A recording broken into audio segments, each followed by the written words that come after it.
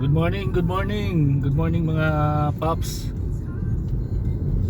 Sa lahat ng mga OFW, hindi lahat ubos-ubos yung padala nyo sa family. Ilan may tabi kayo sa sarili nyo kasi ah,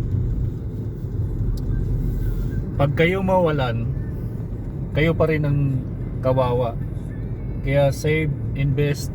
Ang suggest ko sa inyo, ipon, hindi lahat padala sa family. Pwede rin pagpadala sa family kung kuhan sa business o dagdag kita ba para makatulong sa iyo. Para pag uwi mo rito, hindi ka namumroblema na babalik ulit sa pagiging OFW.